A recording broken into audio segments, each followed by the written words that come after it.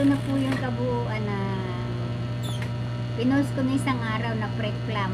Eto, buo na, kabuuan na to. Ihiheming ko na lang ito para mabuo. Maganda ang kabuuan nito mga idol pa. Eto i-service muna natin to para maganda ang labas. Yung hemming niya pang yun, finish, clean finish. Yan, clean finish ang tawag ko dito, siniservice.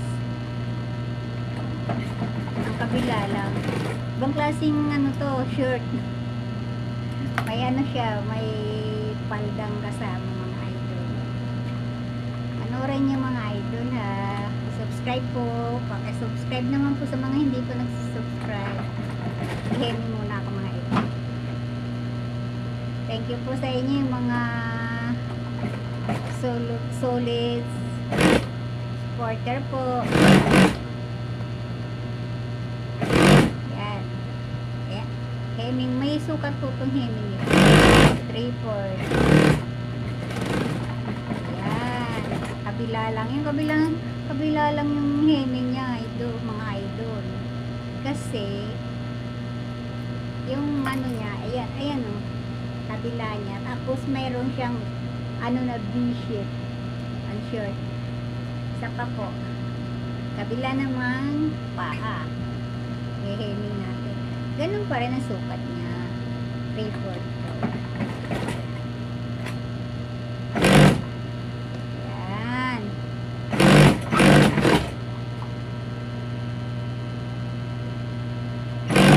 Yan mga idol. Malapit na matapos. Ang pag-overlock po nito kanina, hindi ko na pinakita sa inyo pag side close. Ito po yung ginawa ko ng isang araw na prep, mga prep po. Hindi ko kasi ang video ko po, hindi ko binubuo yung yung talagang totally yung isa ng paggawa. Kasi nga, mahahaba po. Matatamarin, baka naman tamarin kayo pag sobrang haba ng video. Sayang. Sayang lang po video. Pag hindi pa rin ng natutuhan. Ayan, mga idol. Mga sisi ko. Ito yung kabuuan.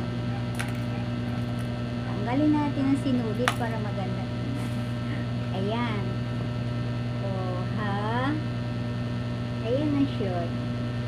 Ito ang back. Nakikita ba? Ito yung back. Hemming na siya. Pagdating sa front, ibang klase ang front niya.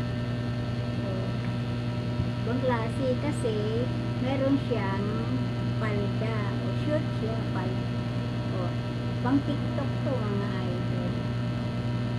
Ang ganda diba? Pa-V-shape to yung short niya. Pa-V-shape. O, short. Front ito ng short. At nakatakip siya ng palda. Ganyan kabuuan niya. O, pang TikTok. O, maganda pa mga idol. O, ito ang short. O, ito ang back niya. Tapos, ang front.